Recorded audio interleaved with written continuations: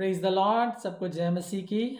परमेश्वर का धन्यवाद करते हैं आज के दिन के लिए कि परमेश्वर ने एक और दिन हमारे जीवन में जोड़ा जिसमें हम परमेश्वर के सामने एकत्रित होकर उसकी महिमा कर सकें, उसके वचन को हम सीख सकें। आज का जो वचन है, देर ना करते हुए, वो परमेश्वर को जानने के बारे में है। एकमात्र सच्चे परमेश्वर को जानना, to know the one and only living God. चाहे विश्वासी हो चाहे अविश्वासी हो, हर एक व्यक्ति को परमेश्वर को जानने की आवश्यकता है। हर एक विश्वासी को सबसे पहले परमेश्वर को जानना और उसके ज्ञान को समझने की बहुत ही आवश्यकता है। और ये ज्ञान जो परमेश्वर का है, परमेश्वर को जानने का जो ज्ञान है, परमेश्वर को समझने की जो बातें हैं, वो आती कहाँ से हैं? वो परमेश्वर के वचन जो बाइबल हमारे पास में है, उसमें से हम परमेश्वर के बारे में जानते हैं। परमेश्वर के बारे में कही हुई, परमेश्वर ने जो बातें अपने बारे में खुद कही हैं, दर्शन के द्वारा, अपने भविष्यवक्ताओं के द्वारा, अपने चेलों के द्वारा, और खुद प्रभु यीशु मसीह जब इस संसार में थे, जो कुछ भी उन्होंने कहा है, वो सब बातें, वो सब शिक्षाएं, वो सब उनकी योजनाएं और उनके गुणों के बारे में, उनके नाम के बारे में, उनके कर्तव्यों के बारे में, उनकी हर एक जो बात उनके बारे में लिखी गई है, वो बाइबल में निहित है, संपूर्ण है, प्रत्यक्ष है और परमेश्वर की प्रेरणा से लिखा गया है। आप जब बाइबल आप खोलते हैं, परमेश्वर के बारे में आप जान सकते हैं और समझ सकते हैं। अगर हमें परमेश्वर के बारे में सीखना है, समझना है, तो हमें बाइबल में उतरना होगा। और ये हर एक विश्वासी की सबसे टॉप मोस्ट प्रायोरिटी होनी चाहिए। अगर आपको परमेश्वर को समझना है, जानना है, तो आपको बाइबल उठाकर पढ़ना होगा, उसको सीखना होगा, उसका अध्ययन करना होगा। हर एक मसीही की यह सर्वोत्तम प्राथमिकता होनी चाहिए कि वह परमेश्वर के गुण धर्म को जानने के लिए खुद को समर्पित करे। अब जब हम परमेश्वर के गुण धर्म की बात करते हैं, अगर आपको परमेश्वर को समझना है तो उसके गुणों को समझना होगा, उसकी धार्मिकता को समझना होगा। अगर आप किसी व्यक्ति को समझने की कोशिश करते हैं तो आप क्या करते हैं? उस व्यक्ति से आप जान पहचान करते हैं, उससे आप मिलते हैं, उसके बारे में जानने की कोशिश करते हैं, उससे बातें करते हैं, उससे रिश्ता जोड़ते हैं। अगर आप किसी से मित्रता करते हैं तो आप क्या करते हैं? आप उसके नज़दीक आते हैं, उसके साथ समय बिताते हैं, उसको जानने की कोशिश करते हैं, उसको समझने की कोशिश करते हैं, आदान प्रदान करते हैं। ठीक उसी प्रकार से जब हम परमेश्वर को जानने की कोशिश करते हैं, उसके गुण धर्मों को, उसके चरित्र के बारे में, उसके वचन के बारे में, उसके कहे हुए कथनों के बारे में, उसके कार्यों के बारे में, उसके सामर्थ्य के बारे में, उसकी महिमा के बारे में, उसके आश्चर्य कर्मों के बारे में, तो आपको क्या करना होगा? आपको आदान प्रदान करना होगा, आपको उसके पास आना होगा, उसके साथ समय बिताना होगा। और वो आप कैसे कर सकते हैं? एकमात्र परमेश्वर का वचन, बाइबल जो हमें दिया गया है, उसको आपको उठाना होगा और उसका अध्ययन करना होगा, उसको समझना होगा, उसको पढ़ना होगा, उसको उसमें समय बिताना होगा। आज की जो समस्या हमारे विश्वासियों की, आज हमारे पास बहुत सारे रेडीमेड चीज़ें हमारे लिए उपलब्ध हैं। आपके पास यूट्यूब पे, फेसबुक पे रेडीमेड चीज़ें उपलब्ध हैं, जहाँ से आप क्विक आपने वचन सुन लिए, वीडियोस देख लिए, आपके पास अवेलेबिलिटी है इंटरनेट की, और आप ये सब चीज़ें देखकर आप सेटिस्फाई हो लेते हैं। लेकिन अगर सचमुच में आप परमेश्वर में आपको बढ़ना है, तो आपको खुद परमेश्वर का वचन उठाकर सीखना होगा और समझना होगा और पढ़ना होगा। ठीक है, यिर्मयाह के 9 अध्याय के 23 और 24 पद में लिखा हुआ है, परमेश्वर का वचन इस प्रकार कहता है कि परमेश्वर को जानना और समझना सर्वोत्तम ज्ञान है, उससे ऊपर और कोई ज्ञान नहीं है एक विश्वासी के लिए। और अगर कोई गैर विश्वासी भी अगर इस वचन को सुन रहा है, तो मैं बताना चाहता हूं कि परमेश्वर का जो वचन है, यिर्मयाह 9 अध्याय के 23 और 24 पद में, वो इस प्रकार कहता है कि परमेश्वर को जानना और समझना ही सर्वोत्तम ज्ञान है। सर्वोपरि जो ज्ञान इस संसार में आपको दर्शन शास्त्र मिल जाएगा, समाज शास्त्र मिल जाएगा, तमाम प्रकार का ज्ञान आपको मिल जाएगा, बहुत सारे गुरु आपको मिल जाएंगे, बहुत सारे आपको शिक्षक मिल जाएंगे, उपदेशक मिल जाएंगे, जो बहुत तमाम प्रकार के ज्ञान आपको बताएंगे। लेकिन जो सर्वोपरि ज्ञान एक व्यक्ति के लिए मायने रखता है, वो परमेश्वर का ज्ञान है। अगर आपने परमेश्वर को नहीं जाना है, अगर आपने परमेश्वर को नहीं पहचाना है, तो आपके लिए ये बहुत ही खतरनाक साबित हो सकता है। क्योंकि परमेश्वर का वचन कहता है, जो परमेश्वर को नहीं जानता और नहीं मानता, परमेश्वर उसको दंड देगा। हमारे लिए और आपके लिए सर्वोपरि ज्ञान क्या है? परमेश्वर के वचन का ज्ञान। और परमेश्वर के वचन के द्वारा हम परमेश्वर को जानते हैं और परमेश्वर को हम समझते हैं। बाइबल यह भी कहती है कि मूर्ख और निर्बुद्धि इस बात को नहीं समझते। जो ज्ञानवान व्यक्ति होता है, जो समझदार व्यक्ति होता है, जो अपनी समझ का इस्तेमाल करता है, वो परमेश्वर को ढूंढता है, वो परमेश्वर को खोजता है और उसके सत्य को खोजता है और उसके लिए परमेश्वर का ज्ञान, परमेश्वर की बातों का ज्ञान, परमेश्वर के वचन का ज्ञान सर्वोपरि होता है। लेकिन जो मूर्ख होता है वो इस बात को इग्नोर करता है, वो इस बात को टाल देता है, वो ढिलाई करता है, ढिठाई करता है, सुस्त हो जाता है। लेकिन हमें क्या करना है? परमेश्वर को ढूंढना है। और वचन में लिखा है कि परमेश्वर को ढूंढो जब तक कि वो मिल सकता है। परमेश्वर हमारे लिए अवेलेबल है। परमेश्वर चाहता है कि हम उसके पास हैं, हम उसको ढूंढें, उससे हम सीखें, उसके वचन में हम समय बिताएं। और परमेश्वर को समझने के लिए उसकी इच्छाओं, उसके उद्देश्यों, उसकी योजनाओं, उसके कार्यों को समझना होगा जो बाइबल में लिखे हुए हैं।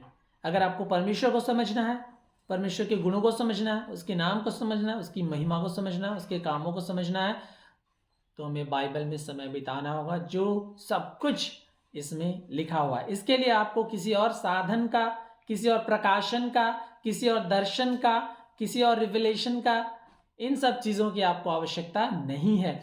बाइबल जो हमें दी गई है वो संपूर्ण है।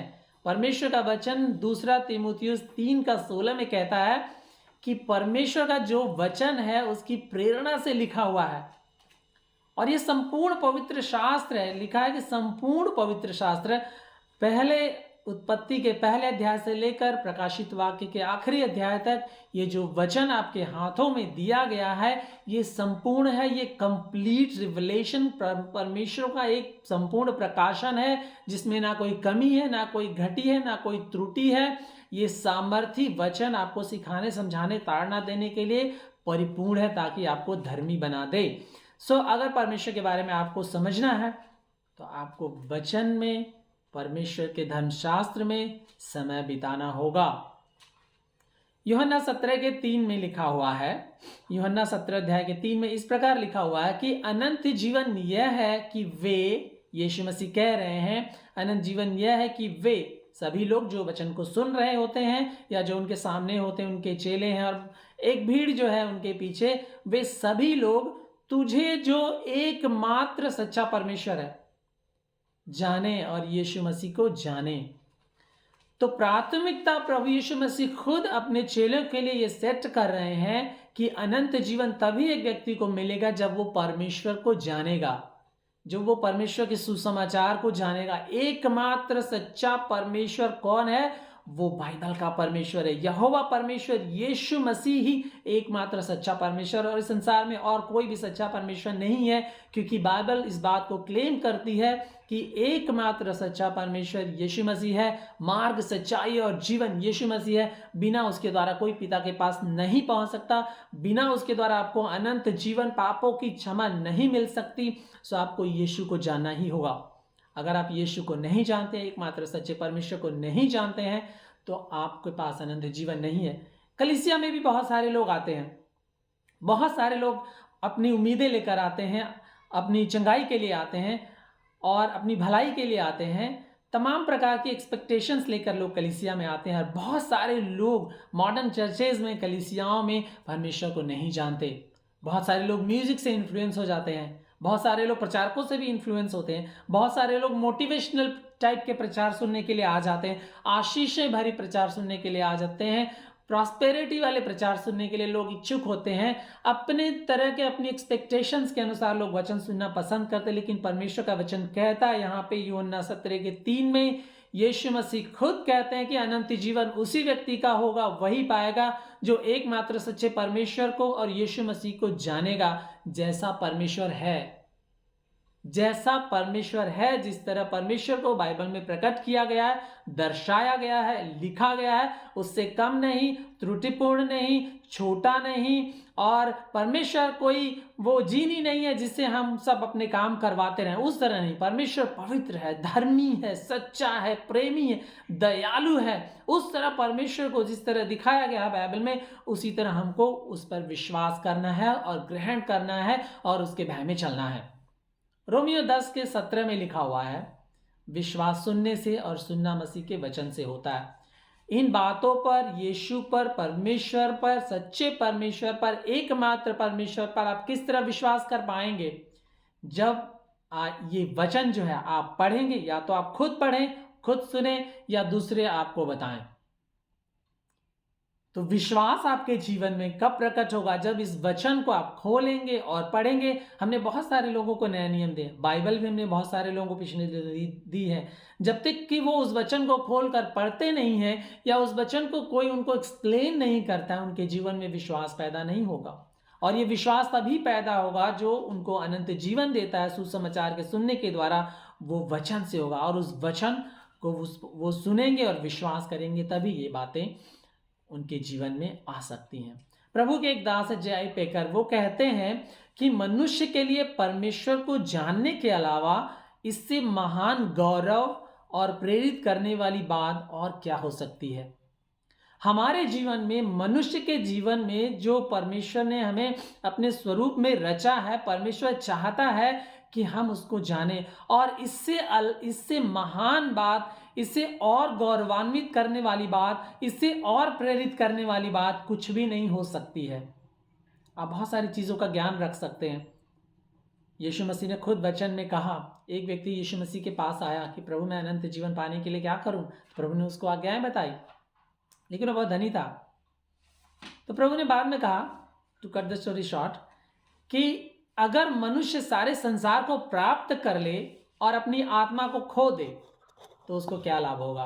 आप बहुत तरह का ज्ञान रख सकते हैं, आप बहुत लोगों से मिल सकते हैं, आप बहुत इन्फ्लुएंशियल हो सकते हैं, आप बहुत इंटेलिजेंट हो सकते हैं, आपके पास ओहदा हो सकता है, स्टैंडर्ड हो सकता है, आपके पास बहुत कुछ हो सकता है। लेकिन अगर आपके पास परमेश्वर नहीं है तो आप खाली हैं, आप हतोत्साहित हैं, आप निराश हैं और आप नाश की ओर जा रहे हैं। प्रभु के एक और दास जॉन काल्विन कहते हैं कि हमारा अस्तित्व परमेश्वर में निर्वाह के अलावा और कुछ भी नहीं है। हमारा जो अस्तित्व है, मनुष्य का जो अस्तित्व है, एक्सिस्टेंस जो हमारी है, वो परमेश्वर में, परमेश्वर के वचन में अपने जीवन को निर्वाह करने के अलावा और कुछ भी नहीं है। हम इस संसार में बहुत मौज कर सकते हैं, बहुत चीज़ों में अपना समय बिता सकते हैं, इंटरटेनमेंट कर सकते हैं, बहुत सारे टैलेंट अर्जित कर सकते हैं, बहुत कुछ हम इस संसार में कर सकते हैं। लेकिन अगर हम परमेश्वर में एक विश्वासी होने के नाते अपने जीवन का निर्वाह नहीं करते तो हमारा जीवन व्यर्थ है। मसीह भाई बहनों, मैं आपसे कहना चाहता हूं, क्योंकि मैं जानता हूं बहुत सारे मसीह भाई बहन ऐसे हैं जो सांसारिकता में जीवन बिता रहे हैं, जो सांसारिकता का पीछा कर रहे हैं, सांसारिक चीजों का पीछा कर रहे हैं। हमें यीशु मसीह की धार्मिकता और उसके राज्य का पीछा करना है, उसकी खोज करना है, उसमें निर्वाह करना है। और जब आपकी बाइबल आपके घर में रहती है और वो बंद पड़ी रहेगी और उस पर डस्ट पड़ी रहेगी, तो आप कभी परमेश्वर में जीवन निर्वाह नहीं कर पाएंगे, उसकी धार्मिकता की खोज नहीं कर पाएंगे और आपका जीवन नीरस हो जाएगा। अपैथी आपके जीवन में आ जाएगी, स्लगर्ड आप हो जाएंगे और परमेश्वर से धीरे धीरे धीरे धीरे आप दूर चले जाएंगे। इसलिए परमेश्वर को जानना बहुत ही आवश्यक है। परमेश्वर का ज्ञान ना होना, चाहे विश्वासी हो चाहे अविश्वासी, चाहे कोई व्यक्ति अपने आप को विश्वासी कह रहा हो या मसीही कह रहा हो, अगर परमेश्वर का ज्ञान उसके जीवन में नहीं है, नहीं होने का मतलब जैसा परमेश्वर है, जैसा बाइबल परमेश्वर को बताती है, उस प्रकार अगर आप परमेश्वर पर विश्वास नहीं कर रहे हैं तो आपका जीवन बहुत खतरे में है, आप विनाश की ओर बढ़ रहे हैं। मैं सीधे सीधे कहना चाहता हूं कि आप नरक की ओर बढ़ रहे हैं, क्योंकि परमेश्वर का वचन सीधे कहता है जो विश्वास करते हैं उन पर दंड की आज्ञा नहीं है, लेकिन जो विश्वास नहीं करता है उस पर दंड की आज्ञा हो चुकी है। जो विश्वास नहीं करता उस पर दंड की आज्ञा हो चुकी है। तो मसीह भाइयों, सावधान हो जाइए। अगर आप परमेश्वर को नहीं जानते हैं तो इसके बहुत खतरे हैं। अगर आप मसीही हो सकते हैं, कलीसिया में बचपन से आप जाते होंगे, आपने बपतिस्मा भी लिया होगा, चर्च के सभी प्रोग्राम्स में आप भागीदार भी होते होंगे, दान भी देते होंगे, आपकी कलीसिया में बहुत इंपॉर्टेंट सदस्यता भी होगी, आप मेंबर भी होंगे और बहुत इन्फ्लुएंशियल भी हो सकते हैं आप कलीसिया में। लेकिन अगर आप परमेश्वर को नहीं जानते तो ये सारी चीज़ें आपके लिए व्यर्थ हैं, आपके लिए व्यर्थ हैं। जब हम वचन नहीं पढ़ते और नहीं सीखते, हम बहुत सी भावनाओं और तर्कों में रहते हैं। ये बहुत ही खतरनाक बात है। अगर एक व्यक्ति वचन नहीं पढ़ता है तो आपके पास बहुत सारी वॉइसेस, बहुत सारे वचन, बहुत सारे लोगों की बातें आप सुनते हैं। हो सकता है आप बहुत सारे प्रचारकों को भी सुनते हो, तो आपके पास बहुत सारे तर्क भी हो सकते हैं बाइबल के वचनों के बारे में, उसके सिद्धांतों के बारे में, उसकी थियोलॉजी के बारे में। और ये चीजें हमारे लिए बहुत ही खतरनाक हैं। इसीलिए हर एक व्यक्ति को पर्सनली, व्यक्तिगत तौर पे वचन का अध्ययन करना बहुत ही आवश्यक है। ना सिर्फ वचन का अध्ययन करना, परंतु सैद्धांतिक तरीके से उसके सिद्धांतों को समझना भी आवश्यक है। हर एक व्यक्ति को संपूर्ण जो धर्मशास्त्र है उसका ज्ञान होना बहुत ही आवश्यक है। जब हम परमेश्वर को नहीं समझते और नहीं जानते, जैसा कि वचन हमें बताता है कि परमेश्वर पवित्र है, सच्चा है, धर्मी है, न्यायी है, अनंत काल का परमेश्वर है, वो कभी बदलता नहीं, कभी झूठ नहीं बोलता, परमेश्वर सच्चा है, अनंत है, तो हमारी आराधना, अगर उस तरह से हम परमेश्वर को नहीं देखते और नहीं समझते हैं, हम सिर्फ चर्च में आके म्यूजिक में एंजॉय कर रहे हैं, डांस कर रहे हैं, गीत गा रहे हैं, हम मूव कर रहे हैं और हम उतना में ही एंजॉय कर रहे हैं, तो हमारी आराधना झूठी ठहरती है। क्योंकि झूठी आराधना और दिखावे की आराधना परमेश्वर ग्रहण नहीं करता। परमेश्वर चाहता है कि हम उसके प्रति आज्ञाकारी हों, हम उसको जाने, परमेश्वर से हमारा एक्सचेंज हो, आदान प्रदान हो, परमेश्वर से हमारा रिश्ता हो, परमेश्वर के रिश्ते में हम गहराई से हम जुड़ जाएं और उसमें हम डूब जाएं परमेश्वर के वचन में। एक अविश्वासी के लिए सच्चे सुसमाचार और यीशु के ईश्वरत्व के बारे में सुनना बहुत ही आवश्यक है। ठीक उसी प्रकार जो एक विश्वासी होता है, उसको वचन में बढ़ने के लिए वचन की गहराई को समझना, उसके सिद्धांतों को समझना आवश्यक है। इसीलिए एक प्रचारक को खराई के साथ प्रचार करना बहुत ही जरूरी है। अगर आप पुलपिट पे खड़े होने वाले व्यक्ति हैं, अगर इस वचन को सुन रहे हैं, तो आपको वचन का खराई के साथ प्रचार करना बहुत ही आवश्यक है। सिद्धांतों का प्रचार करना आवश्यक है, डॉक्ट्रिन्स का, थियोलॉजी का प्रचार करना आवश्यक है। बहुत सारे लोग कहते हैं अरे कलीसिया में लोग थियोलॉजी नहीं समझते हैं, डॉक्ट्रिन नहीं समझते हैं। तो कब समझेंगे आप? उनको कब समझाएंगे आप? उनको सुसमाचार की बेसिक्स को कब बताएंगे? 4 साल बाद, 5 साल बाद, जब वो आपकी कलीसिया में आते रहेंगे, वो कब उद्धार पाएंगे? आप उनको कब चिताएंगे? उनके पापों से आप उनको कब अवगत कराएंगे? ये एक सेवक की जिम्मेदारी है कि वचन का सच्चा वो प्रचार करे और परमेश्वर को ट्रूथफुली, पवित्रता के साथ, खराई के साथ लोगों के सामने प्रेजेंट करे। परमेश्वर को नहीं जानने की वजह से हम पाप के प्रति उदासीन भी हो जाते हैं। जो लोग कलीसिया में आते हैं, अगर वो परमेश्वर को नहीं जानते तो वो ये भी नहीं समझते कि उनके जीवन में पाप है, उनके जीवन में गड़बड़ियां हैं, वो परमेश्वर से दूर है, वो परमेश्वर को महिमा नहीं दे रहे हैं, वो पाप से जीवन बिता रहे हैं, वो पापियों के संग संगति कर रहे हैं, वो दूसरी चीजों के द्वारा इन्फ्लुएंस है, वो सांसारिकता का पीछा कर रहे हैं। लेकिन जब आप परमेश्वर को जानेंगे तो क्या होगा? आप नाश नहीं होंगे, क्योंकि होशे 4:6 में लिखा है, अज्ञानता के कारण मेरी प्रजा नाश हो जाती है। परमेश्वर खुद कह रहा है कि अज्ञानता, वचन की अज्ञानता के कारण, चितौनियों की अज्ञानता के कारण, और जो अनाज्ञाकारिता हमारी है वचन के प्रति, उसकी वजह से उनकी प्रजा क्या हो रही है? नाश हो जाती है, वो दंड के पात्र होते हैं। प्रियो, मैं आपको चिताना चाहता हूं कि सावधान हो जाए, वचन की प्राथमिकता को समझें। जितना ही हम परमेश्वर के वचन के ज्ञान को हम इग्नोर करेंगे, उतना ही हम परमेश्वर से दूर होंगे और अनैतिकता और पाप के भागीदार बन जाएंगे। अगर आप समझ लीजिए, आप 1 साल से कलीसिया नहीं जा रहे, आप 6 महीने से कलीसिया नहीं जा रहे, आप 3 महीने से कलीसिया नहीं जा रहे हैं, वचन की संगति नहीं कर रहे हैं, आप विश्वासियों के साथ संगति नहीं रहे, आप प्रभु भोज में शामिल नहीं ले रहे हैं, अगर आप बपतिस्मा पाए हैं, आप शिक्षा नहीं पा रहे हैं, तो आप क्या करेंगे? आपका जीवन खाली हो जाएगा। इसलिए प्रभु ने कहा कि प्रतिदिन की रोटी मुझे दे। हमें प्रतिदिन परमेश्वर के सम्मुख आना है, प्रार्थना करना, वचन पढ़ना, वचन से सीखना है, और जो हमारी साप्ताहिक सभा होती उसमें हमको जाना है, और अपनी जो विश्वासी होने के नाते मसीह की देह के अंग होने का जो हमारा हिस्सा है, उसकी भागीदारी, उसकी जिम्मेदारी, उसकी भंडारी होने की जिम्मेदारी को हमें निभाना है। तो आप अकेले नहीं बढ़ सकते, आपको कलीसिया में जाना आवश्यक है, आपको सीखना होगा और दूसरों के साथ भी आदान प्रदान करना होगा।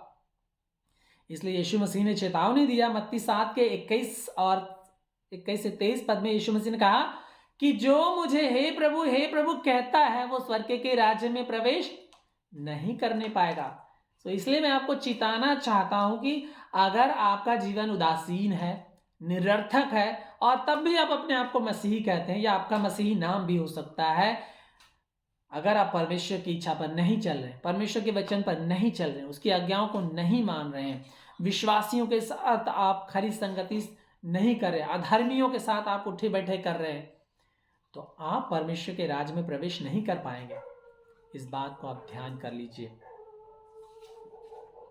और उस दिन बहुत सारे लोग कहेंगे, क्या प्रभु, मेरा भी तो नाम क्रिश्चियन है, मैं भी तो मसीही परिवार में पैदा हुआ हूं, मैं भी तो कलीसिया जाता था, मेरी भी तो सदस्यता थी, मैं भी तो दान देता था, लेकिन प्रभु क्या कहेगा, हे कुकर्मियों, मुझसे दूर हो जाओ।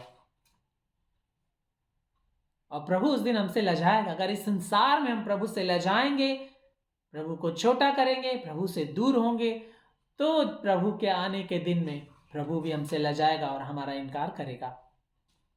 भजन संहिता 105 के 4 और 5 पद में लिखा हुआ है, भजन संहिता 105 के 4 और 5 पद में इस प्रकार लिखा है कि यहोवा और उसकी सामर्थ्य को खोजो। भजन संहिता 119 ये ऐसा एक अध्याय है जिसमें परमेश्वर के वचन, उसके आज्ञाओं, उसकी चेतावनियों, उसके वचनों को खोजने के लिए सैकड़ों वचन लिखे हुए हैं, और वो हमें चिताते हैं, उत्साहित करते हैं। लेकिन भजन संहिता 105 के 4 पद में इस प्रकार लिखा हुआ है, यहोवा और उसके सामर्थ्य को खोजो, निरंतर उसके दर्शन के खोजी बन जाओ।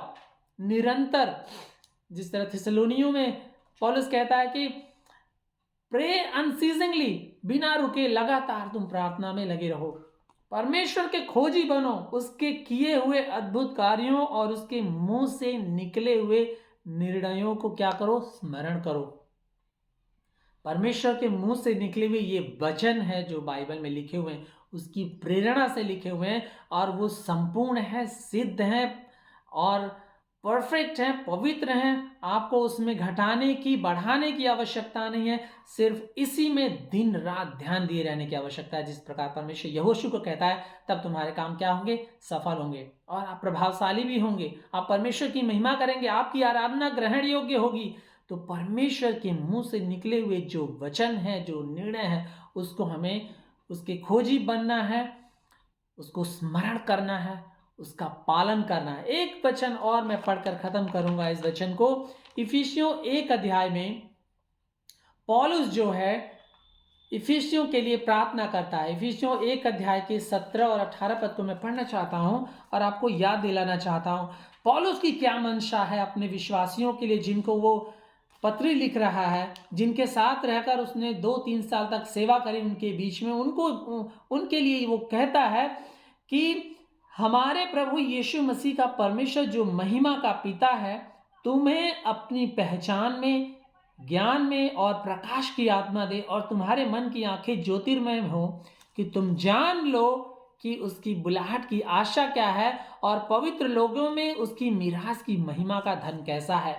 बहुत ही गजब की बात है ये, और बहुत ही पावरफुल उसकी प्रेयर है ये। और ये बात आपको कब समझ में आएगी, कैसे आप इसको जानेंगे, जब आप परमेश्वर के सानिध्य में, उसकी उपस्थिति में, उसकी प्रेजेंस में आकर आप समय बिताएंगे, उसके वचन को समझने के लिए लालायित होंगे, उत्साहित होंगे, भूखे प्यासे होंगे, तब आप उसकी मिरास की महिमा के धन को आप समझ पाएंगे। यहाँ पे लिखा है कि परमेश्वर की पहचान में, उसकी ज्ञान में, उसके प्रकाश की आत्मा में हमको क्या करना है, बढ़ना है। और सिर्फ वचन के अध्ययन से ही ये बात पॉसिबल है, संभव है, बिना उसके आप नहीं बढ़ सकते। एक और पद पढ़ लेते हैं, इफिसियों 3 अध्याय के 16 और 17 पद में।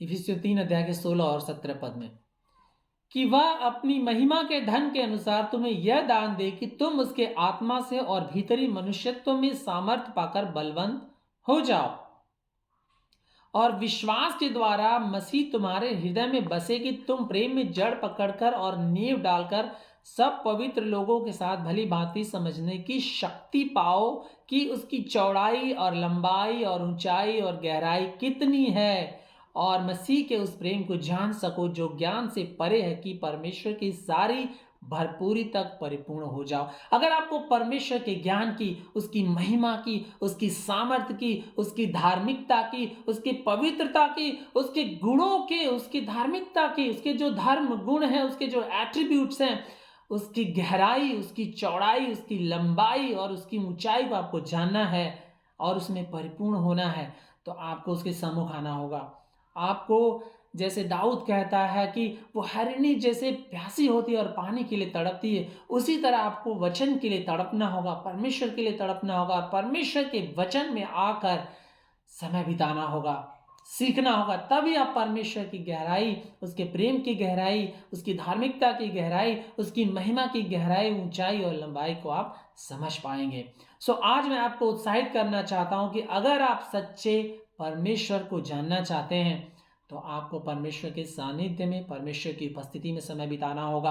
आप इधर उधर ना भटके, प्रचारकों के पीछे ना भटके। आप जहां कलीसिया में जाते हैं वहां जरूर आप जाएं, लेकिन आप वचन से आपको पर्सनली, व्यक्तिगत रूप से भी सीखना बहुत ही जरूरी है। आज के समय में बहुत सारे प्रचारक हैं जो आपको दर्शन दिखाएंगे, जो आपको बहुत तमाम तरह की भविष्यवाणियों की बात करेंगे, लेकिन आपको उन सब चीज़ों में भी नहीं फंसना है, क्योंकि परमेश्वर का ये जो वचन हमारे सामने है वो सिद्ध है, परफेक्ट है, पवित्र है, संपूर्ण है। ये आपके लिए लाभदायक है, आपको धर्मी बनाने के लिए लाभदायक है। आप इसमें समय बिताएं और इसी में ध्यान दें और परमेश्वर आपको आशीष देगा और आपको आगे लेकर के जाएगा। लेकिन अगर आप परमेश्वर को नहीं जानते, उसकी आज्ञाओं को आप ठुकरा रहे हैं, इग्नोर कर रहे हैं, तो आप विनाश की ओर बढ़ रहे हैं। सावधान रहें, प्रार्थना करें, अपने आप को नम्र बनाएं और परमेश्वर के वचन को सीखने और समझने के लिए समय दें। परमेश्वर आपको आशीष दें और आपको बढ़ाए। आइए एक छोटी सी प्रार्थना कर लेते हैं। हे हमारे स्वर्गीय पिता, हम आपका धन्यवाद करते हैं इन वचनों के लिए जो आपने हमें दिए हैं। प्रभु, आपने अपने वचन में अपने बारे में सब कुछ प्रकट किया जो हमारे लिए आवश्यक है। हमें धार्मिकता में बढ़ने के लिए, हमारे उद्धार के लिए, सुसमाचार की सारी बातें, प्रभु आपके बलिदान की सारी बातें, जो कुछ भी हमारे विश्वास के लिए, हमारी धार्मिकता के लिए, हमारे अनंत जीवन के लिए, आपसे हमारे संबंध के लिए आवश्यक है, वो सब कुछ आपने वचन में हमें बताया है। प्रभु, हमें और कहीं भटकने की और बाकी चीज़ें ढूंढने की, खोजने की आवश्यकता रही। सिर्फ और सिर्फ अगर हम आपके वचन में समय बिताते हैं, इसमें हम ढूंढते हैं, तो हम आपको ज़रूर पाएंगे। लेकिन अगर हम आपको नहीं ढूंढते हैं और हम आपके खोजी नहीं होते हैं, तो उसका दंड भी हमारे लिए रखा है। इसलिए हमें सावधान करें प्रभु जी, और आपके पीछे चलने के लिए हमारी सहायता करें। और जितने लोग इन वचनों को सुनते हैं उन सभी लोगों को आशीष दीजिए। प्रार्थना यीशु के नाम से मांगते हैं, आमीन।